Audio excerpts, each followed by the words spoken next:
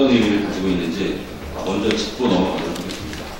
이게 영어로 하면은 섹스 오리엔테이션인데, 이 오리엔테이션이 사람의 성향, 어떤 목표의 지향점이라는 뜻을 가지고 있습니다. 그래서 이게 국내에 들어오면서 성적 지향이라는 이제 단어를 가지고 이제 들어오게 되는데, 이게 감정인지 아니면은 그 밖에 어떤 행동인지 굉장히 분별하기가 어렵습니다. 이게 아까 인권위원회법에 차별금지 사유로 들어오게 되면서 이게 문제가 확 드러났는데, 왜냐하면 차별금지로 삼았다는 것은 어떤 차별 행위에 대해서 법적 책임을 묻겠다는 것인데, 우리 법은 사람이 가진 감정이나 성향을 가지고 법적 처벌을 하지 않습니다. 그렇기 때문에 예를 들어서 내가 훔치고 싶다, 누굴 때리고 싶다 이런 감정 가지고 처벌하지 않습니다. 이게 행동으로 나아가야 절도죄가 되고 상해죄가 되는 것입니다. 마찬가지로 우리가 성적 지향이라는 용어를 우리가 받아들일 때 이거는 감정이 아니라 이거는 행동, 동성간 성행위를 의미하는 것으로 우리가 좀 주의 있게 볼 필요가 있다는 점을 먼저 좀 말씀을 드리겠습니다. 아까 정동 변호사님 말씀하셨지만 이 성적 지향은 굉장히 포괄적인 의미입니다. 사람이 지향하는, 성적으로 지향하는 바가 있기 때문에 이게 수간이 될 수도 있고 동성간 성행위가 될 수도 있고 소아성애 이런 여러 가지 얼마든지 확장될 수 있는, 제 개인적으로 봤을 때는 성적으로 부도덕의 끝판왕이라고 볼 수 있는 아주 대단한 용어라고 볼 수가 있습니다. 근데 우리나라 그 최고 사법기관인 대법원 헌법재판소는 이 동성간 성행위에 대해서 이렇게 얘기를 하고 있습니다. 이건 반동성애 운동을 하시는 분들께서는 반드시 외워두실 필요가 있는데, 동성간 성행위는 객관적으로 일반인에게 혐오감을 유발시키고 선량한 성도덕관념에 반하는 성적 만족행위다. 이렇게 부도덕한 행위라고 분명히 판시하고 있습니다. 또 압도적 다수 국민들도 이 동성간 성행위에 대해서 부정적인 인식을 가지고 있습니다. 이것이 우리나라 국민과 최고 사법기관이 동일하게 가지고 있는 우리나라 역사와 전통에 뿌리내린 성도덕관념인 것입니다. 그런데 최근 인권이사회에서 이 성적 지향을 옹호 조장하는 내용의 결의안을 채택해서 논란이 되고 있습니다. 간단히 말하면은 인권이사회에서 인권조사관을 직을 신설을 했습니다. 그래서 이 사람한테 여러 가지 권한을 부여해가지고 이 사람이 전 세계를 두루두루 다닙니다. 그래서 성적 지향에 대한 모든 차별을 철폐를 하고 또 법적으로 보호를 하겠다는 이런 행동을 하겠다는 건데, 전 세계적으로 부도덕한 동성애와 동성간 성행위를 만연하게 해서 선량한 성도덕을 무너뜨리겠다는 계획입니다. 사실상 이 차별 금지를 이유로 전 세계 국가들의 국민의 자유를 파괴하고 도덕과 윤리를 파괴하고 전통을 파괴했다는 내용입니다.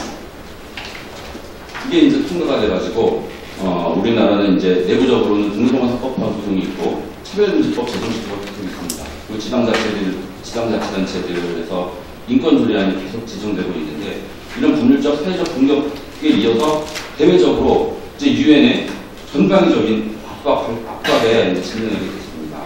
이제 인권이사회가 이제 인권조사관을 파견을 해가지고 이제 각 나라의 동성애 운동가들, 정치인들 이런 옹호 조장 활동을 해가지고 국가 외교 측면에서 이제 압박을 가야 된다면은 지금도 어렵게 나가내고 있는데 갈수록 점점 더 어려운 상황에 직면하게 됐다, 이렇게 말할 수가 있습니다.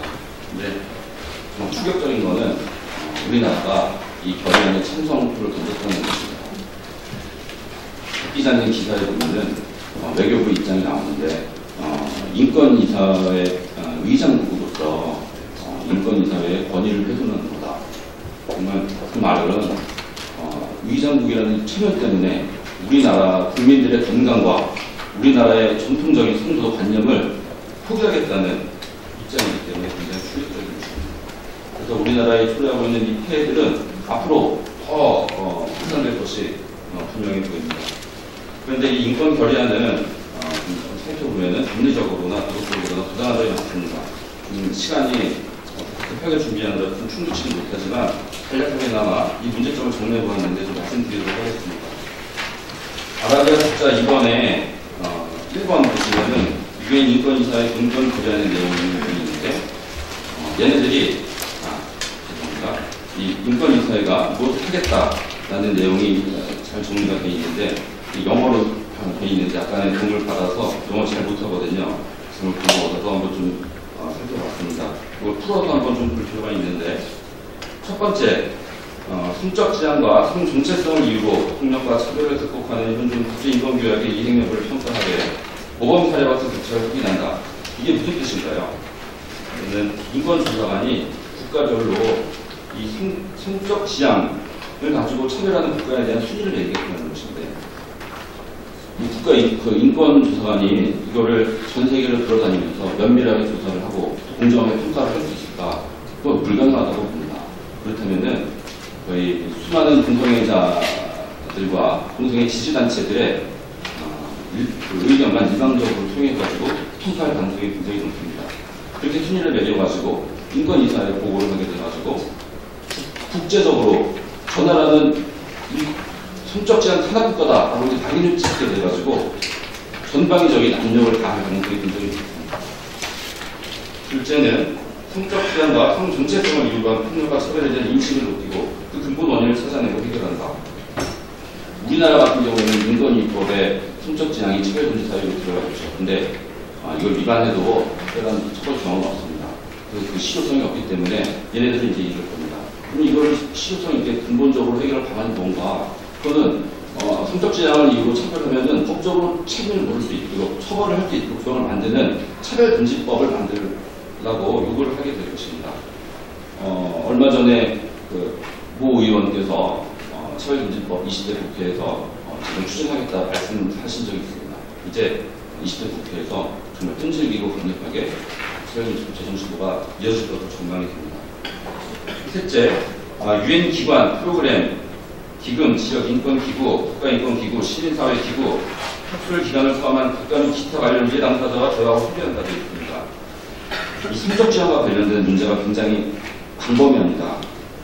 이해 당사자는 동성애자들과 여기 계신 반동성애 운동을 하시는 분들 뿐만 아니라 성적 지향, 동성과 성행위로 인한 그 폐해와 관련된 모든 분들이 당사자가 될 수 있습니다. 그리고 그런데도 질병 문제에 관련해서는 보건도가 있을 수가 있고 질병관리본부, 보건복지부 관계자가 있을 수 있는데 이런 식으로 생각할 가능성이 높습니다. 또 보건복지부에서 이제는 발간하는 그 보고서에 동성애와 에이즈의 상관관계라는 내용을 삭제해라, 그런 내용을 포함시키지 않는 보고서를 발간하게 압력을 가할 수도 있고, 의학적으로는 동성애는 타고나는 거다, 유전적인 거다, 의지적으로 선택하는 것이 아니다 라는 내용의 논문을 발표할 수도 있습니다. 이런 동성애와 관련된 모든 통합적인 이런 학문 체계를 가지고 압력을 가겠다는 내용입니다. 네 번째는 성적 지향, 성 정체성에 근거한 폭력과 차별로부터 모든 사람을 보호하는데 이행 촉진을 위해 국가와 협력한다. 차별금지법 안 만들면은 안 되게 압박하겠다는 거예요. 그러면서 국가와 협력하겠다고 하는데 이건 유엔이 가진, 그리고 이것을 지지하는 유엔 회원국들이 가지고 있는 힘을 빌려가지고 국가 외교적으로 전방위적인 압박을 가겠다는 그런 내용으로 볼 수밖에 없습니다. 다섯 번째, 성적 지향과 성 정체성에 근거하여 관련한 여러 가지 형태의 폭력과 차별을 대처한다. 여러 가지 형태의 차별, 성차별금지법도 있지만 현재 동성혼을 인정하지 않고 있는 우리나라 법제도에도 간섭하겠다는 것입니다. 개별 국가 최고 사법기관의 판단, 이런 걸 존중하는 태도가 전혀 없습니다.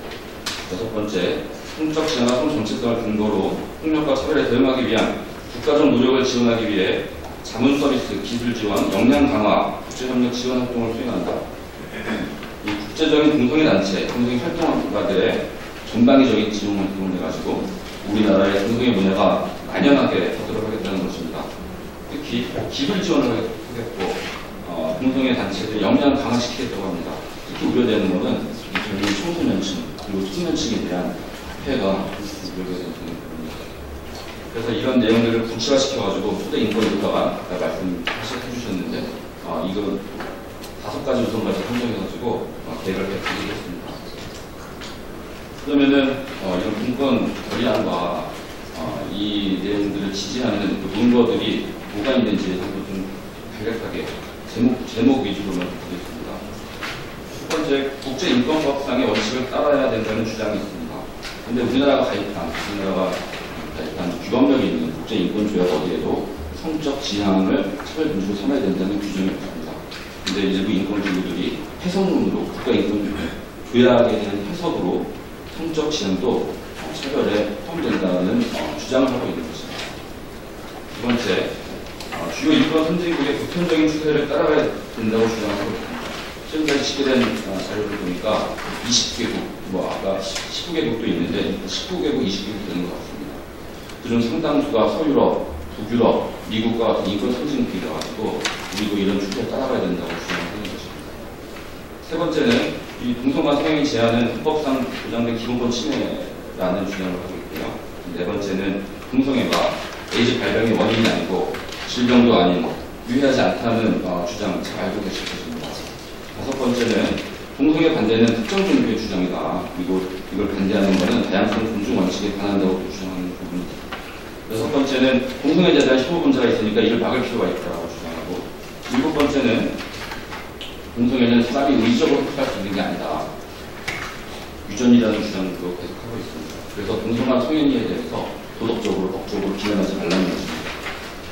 지금까지 논의된 논거들은 이런 것 같습니다.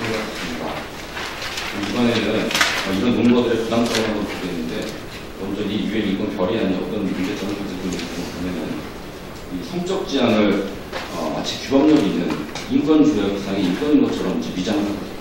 근데 아까 말씀드린 것처럼 우리나라가 가입한 국제조약 어디에도 성적 지향을 명문으로 차별금지 사유로 삼은 규정이 없습니다.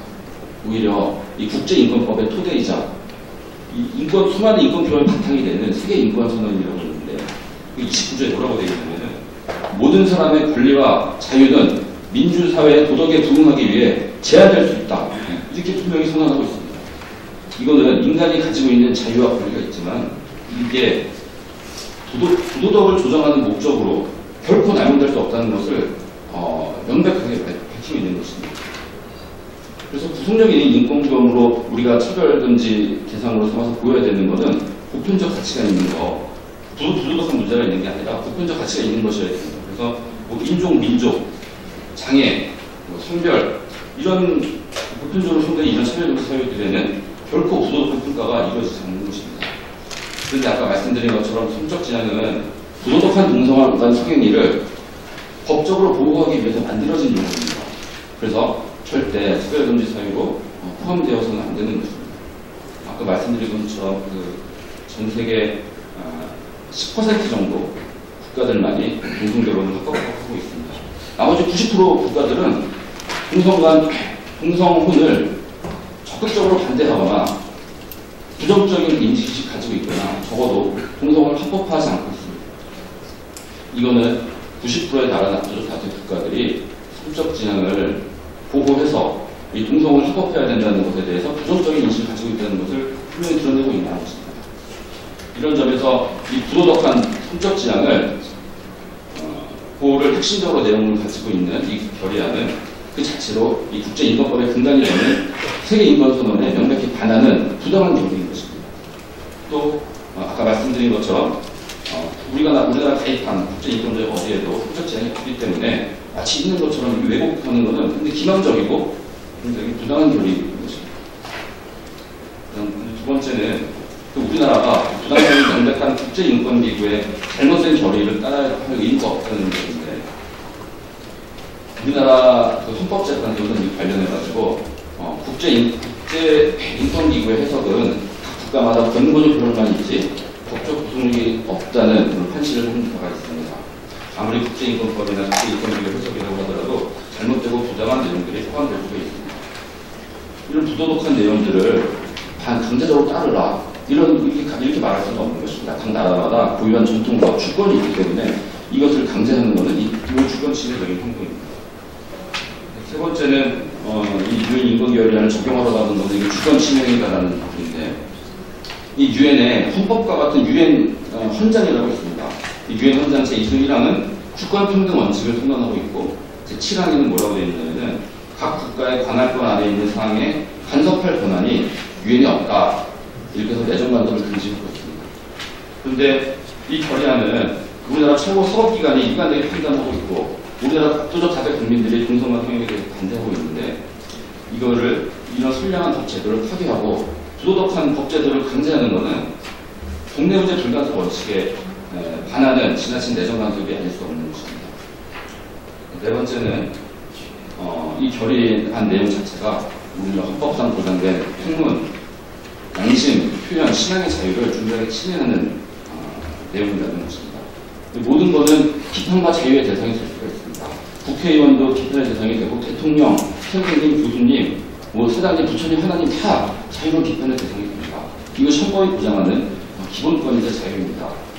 근데 우리나라는 동성애와 동성간 성행위에 대해서 권역법 제외하고는 차별하거나 처벌하는 규정이 없습니다. 근데 결의 내용 보면은 차별금지법도 같은 부분입니다. 이 동성애와 동성간 성행위에 대해 비판하고 반대하는 모든 표현행위를 법으로 금지시키고 이를 위반하면은 처벌하겠다는 것입니다. 모든 것은 비판 반대 대상이 되지만 오로지 동성애만 비판하면은 법으로 처벌하겠다는 것은 이거는 굉장히 독재적인 발상입니다. 과거에 일체 반대 행위를 금지했던, 그래서 자유를 유린했던 나치, 파시즘, 프롤레타리아 법리와 동일한 독재의 본질을 가지고 있는 굉장히 부당한 것입니다. 우리나라에서 차별금지법을 제정을 하고 있는 이 진보 세력들은 자신들이 그렇게 표현의 자유를 외치면서 이렇게 자기들이 자유의 이름으로 헌법상 자유를 파괴하겠다는 지극히 부당하고 비정상적인 주장을 하고 있는 것입니다. 이런 논리대로 가면은 앞으로도 더 수많은 도덕과 자유가 파괴되는 행위가 재현될 가능성이 있습니다. 이것이 본권 거리가 부당하고 차별금지 법리가 절대 제정돼서는 안 되는 핵심적인 이유입니다. 다섯 번째는 차별금지법 제정된 나라들 이미 그 폐해가 첨단을 달리고 있습니다. 성의 비정상행위 수간이 합법한 나라가 있고 소아성애를 합법화해달라는 요구가 빗발친다고 합니다. 이거 폐해들을 보고도 이렇게 쫓아가는 어리석음을 보내주면 안 되겠습니다. 여섯 번째, 중도관 학살 사건을 보면은 서울지방법원은 이 남녀의 혼인은 이 자녀를 출산하고 가족을 구성하고 이 자녀를 양육하면서 그 자녀가 사회 구성원으로 편입되기 때문에 이 사회를 존속시키고 유지시키는 역할을 하기 때문에 이 적법한 혼인에 대해서만은 인정을 하고 있지 이 비정상적인 동성 간의 동성 결혼에 대해서는 허용하지 않고 있는 것이 평등권 침해, 차별이 아니다, 헌법상 기본권 침해하는 것이 아니다라는 좋은 판결을 내린 적이 있습니다.